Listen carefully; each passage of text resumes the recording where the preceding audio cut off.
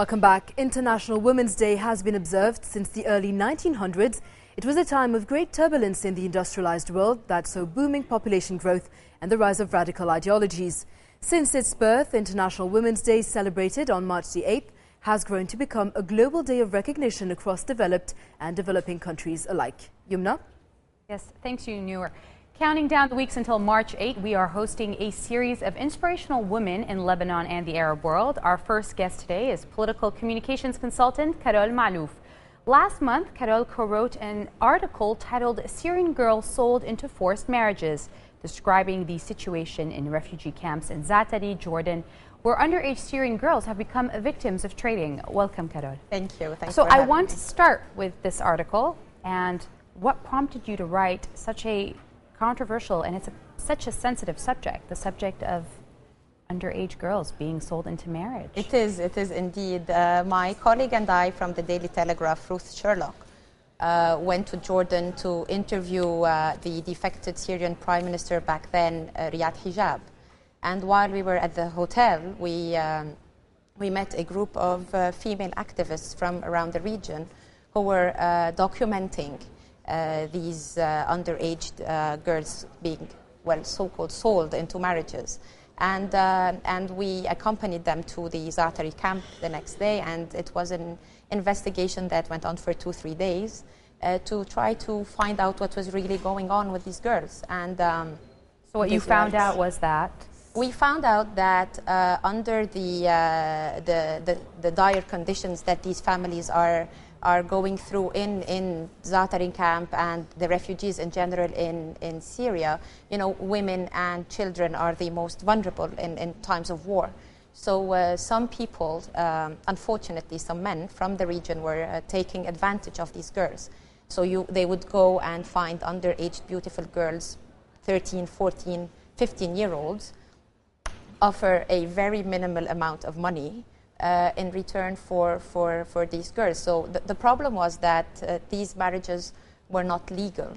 They just do some form of illegal papers and then tell them, once we go back to our countries, we'll call you and bring you over, and then they wouldn't hear back from them. Right, and I quote your article here: many Syrian girls have been impregnated and abandoned in this way. So a lot of these men promise to shelter them and provide for them and eventually just leave them there with no form of protection or security. Unfortunately, yes, and with very, very minimal amounts of money as well. You know, the controversy with this issue is that in Islamic cultures, or religiously in countries that follow the Islamic rule, there is no legal age, meaning in the civil courts there's the 18 years age, but in Islamically the sheikh or the dad can deem fit whether the girl is, you know, fit for marriage or not. Right, exactly. Right. And the money that is being paid is the dowry. So if you look at it from a legal Islamic point of view, some people think there's nothing wrong with that. We're paying the dowry, the sheikh or the dad. But how did you feel? I mean, did it shock you? I know that you are a journalist amongst a lot of different things, and we're going to get to that in a moment. But for somebody like you to go after the story, even going undercover in order, you said that one of your colleagues went undercover to try to see if he could fake trying to buy a girl, etc. And basically, for you, when you think about it, why was it important to bring the story out? You know, once you choose to go into that form of investigative journalism, you want to give a voice to the voiceless. You want to tell the story of the people who are unable or are vulnerable or are weak to go and tell it themselves, or they have no platform, they're scared. Especially when you're a refugee in a country, you know, you're really scared to get kicked out, to go back to the war zone. So these people don't really have a platform to voice whatever is going on with them. So we wanted to be that voice for these girls who are going through these conditions. Speaking of platform, you didn't start off here. It started off when you were a founding member, co-member, we should say, of Al-Jazeera English. So this is how your story began. So can you tell us a bit about where it started and how you're here today. Yes, I was with an English channel in Dubai, and I heard that Al Jazeera was launching an English channel. So like everybody else, I just sent a random CV to an HR@aljazeera.net, I remember at the time, and I got a call. So I went, I was interviewed, and I was lucky to be one of the few who was, the founding members of Al Jazeera English. I was back then in early 2006, because Al Jazeera launched in November 2006, so 6-7 months before launch, I was the only Arabic-speaking journalist in the newsroom back then. And I stayed there for 5 years, and I came back.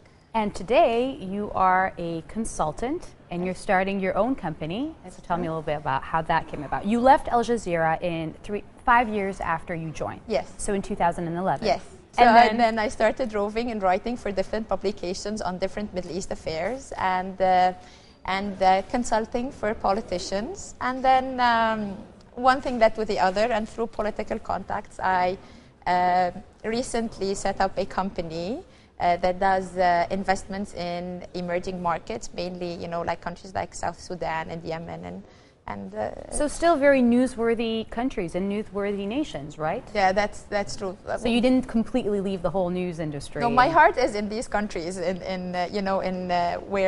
the suffering is and where people need help. So whether through investment or journalism, I try to do my best. We were talking about this earlier. You were raised by a single mother, and I know that your siblings have gone into the restaurant business, etc. And we were talking about you going against the current and doing your own thing, and it takes a lot of boldness to do that. So tell me a little bit about how was it? How do you get the strength to kind of be like, well, the businesses are doing really well, but I'm going to do my own thing? Yeah, my mother was widowed at a very young age, and I was very young as well. So everybody expects you to go into the family business because that's what they do. And it's difficult to challenge the norms and, go beyond what they expect of you and try to go what we call the road less traveled and try to make your own way. So especially for a girl in that part of the world, it's not very common.